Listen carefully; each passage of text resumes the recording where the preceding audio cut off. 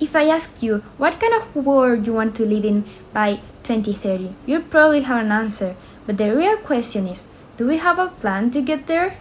Actually, we do. It's called the 2030 Agenda for Sustainable Development, built around 17 Sustainable Development Goals, or SDGs. They are not just UN slogans, they are a negotiated roadmap designed to improve the well-being of humankind and the environment as well.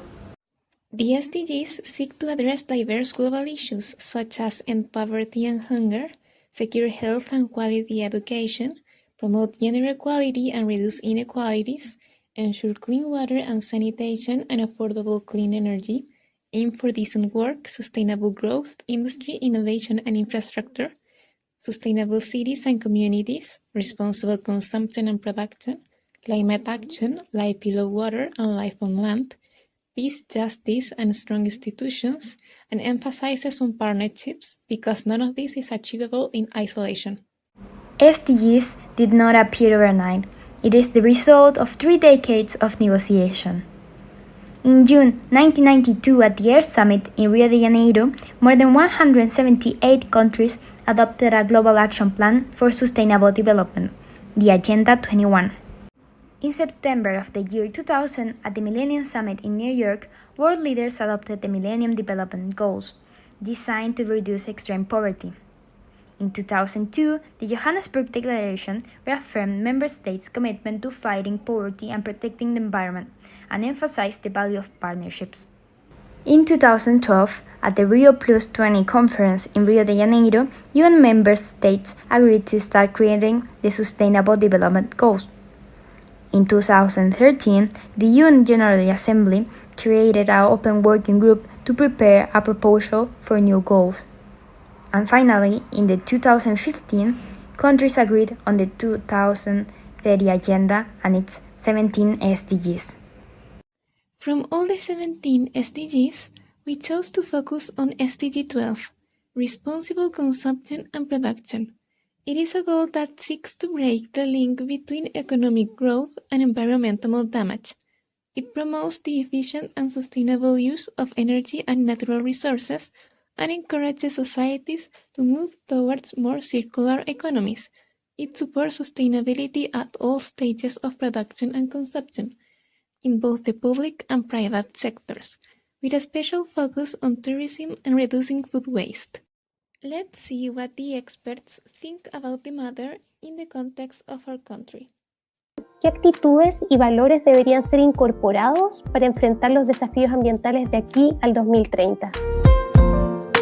En circular hablamos siempre de consumo sustentable que involucra las áreas ambientales, ¿no es cierto?, social y económica, ¿no es cierto? Ahí ya tenemos que sumar todos los aspectos sociales vinculados a las cosas que consumimos, pero también le damos fuerza a lo que es el consumo circular, que finalmente el rol activo de los consumidores y las consumidoras en la otorgación de valor, ¿no es cierto?, a los productos a través de la aplicación de las estrategias de economía circular. ¿Esto qué quiere decir? Quiere decir que es tener un pensamiento de ciclo de vida, ¿ya? El ciclo de vida es el enfoque que deberíamos tener todos y todas, tanto como productores, diseñadores o de gente, comunicadores, ¿no es cierto? Y como ciudadanía, ¿no es cierto? Como consumidores y consumidoras, creo que eso es primordial en la vida hoy en día para poder entender cuál es realmente el impacto que generamos a través de nuestras decisiones, ¿ya?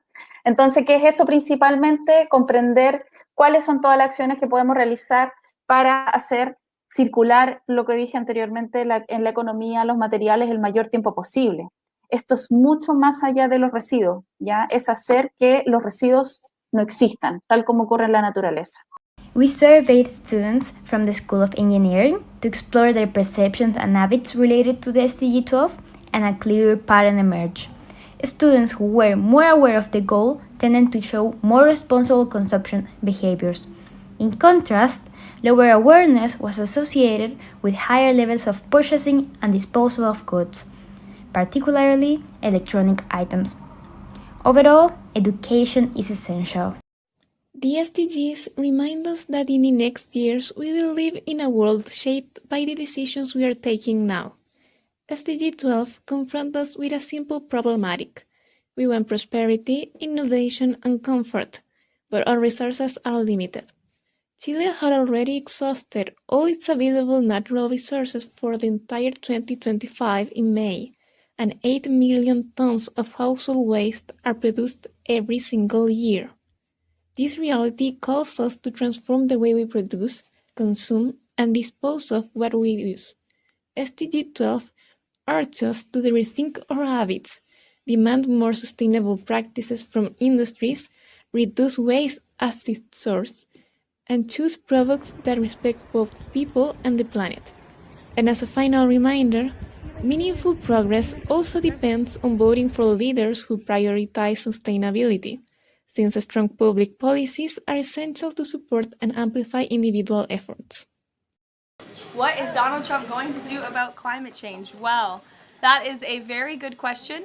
The president cares very much about our environment. He says all the time he wants to have the cleanest air, the cleanest water, the cleanest environment for the